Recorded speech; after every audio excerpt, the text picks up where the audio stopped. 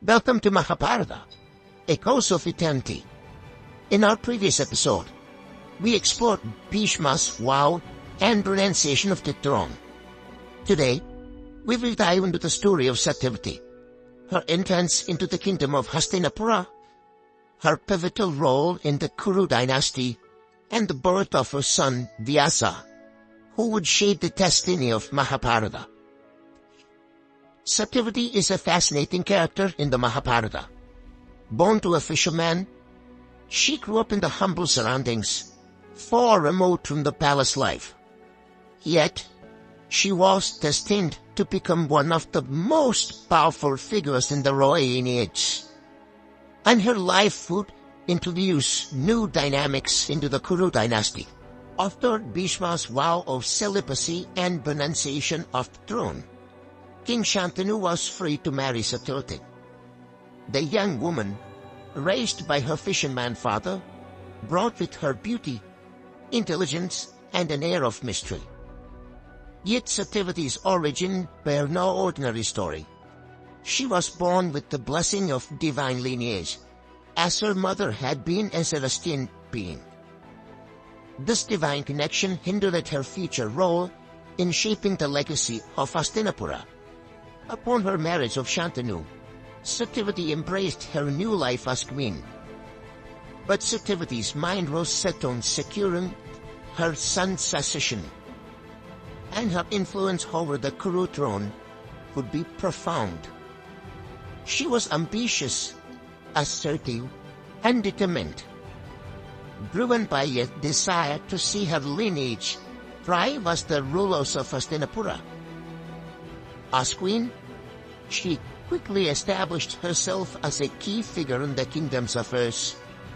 Though Bhishma remained devoted to the kingdom, Satyavati held authority over the royal family's forward future, and she would use that power to steer the dynasty forward.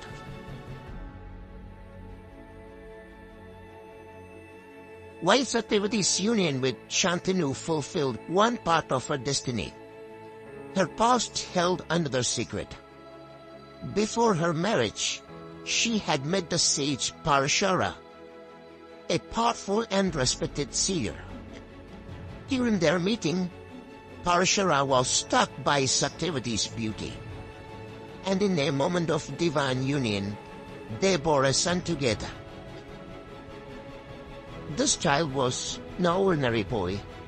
He was Vyasa, a sage destined for greatness. Even at birth, it was clear that Vyasa would have an extraordinary life. Parashara, recognizing the future role of Vyasa would play in the world, blessed him with wisdom beyond his years and ability to travel across time and space.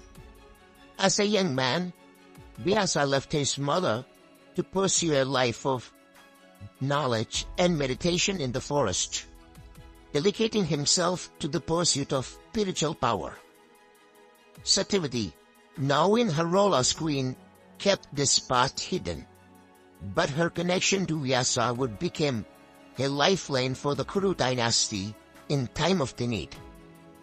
Shantanu and Satyavati had two sons together, Chitrangada and Vichitravidya.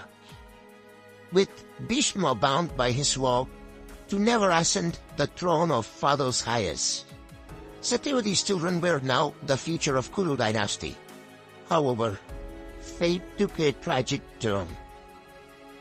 Chitrangada, the eldest, was known for his strength and valor, and he became the king after Shantanu's death.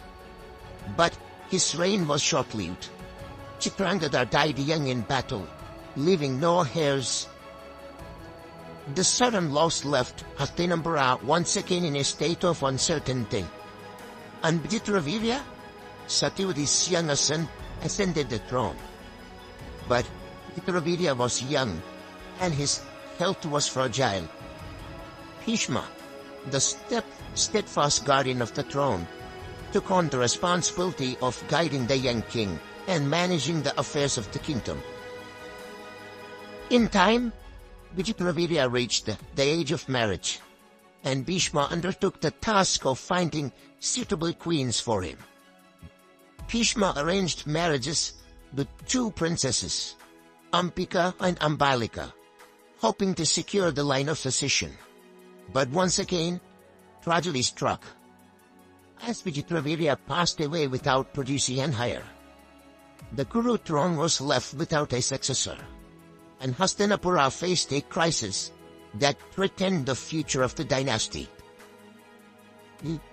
In this moment of despair, Satyavati's past came to the forefront. Remembering her son Vyasa and his divine abilities, Satyavati summoned him to Hastinapura. She revealed to her daughter-in-law, Ambika and Ambalika, that Vyasa would fulfill the role of progenitor for the Kuru lineage. Though unconventional, this solution would ensure the continuity of the royal line. Vyasa agreed to his mother's request. As per Satyavati's plan, Vyasa approached Ambika, who bore him a son named Dhritarashtra. However, Ambika was so startled by Vyasa's ascetic appearance that she closed her eyes during their encounter, resulting in a son who was born blind.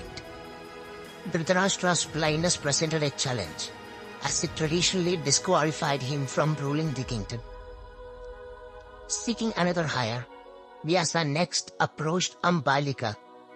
In her encounter, Ambalika grew pale with fear, and this reaction affected her son Pandu, who was born with a sickly appearance. Though not as strong as hoped, Pandu would later prove to be a significant figure in Hastinapura's future. Satyavati, still concerned for the line's stability, asked Vyasa to approach Ambika again, but in her place, a maid from the palace went to Vyasa, and from this union was born Vidura, a wise and just figure who, though not of royal blood, will become an invaluable advisor to the Kuru dynasty. And so, the efforts of Satyavati and Vyasa ensured that the Kuru dynasty continued. Though not without challenges, Dhritarashtra, Pandu and Vidura grew up to play crucial roles in the history of Hastinapura, and each would leave a unique mark on the destiny of the Kuru dynasty. In our next episode, we will explore the rise of Pandu and the beginning of the complex relationship between the Kuru princes. The stage is set for future conflicts, alliances, and unfolding of destiny in the Mahabharata.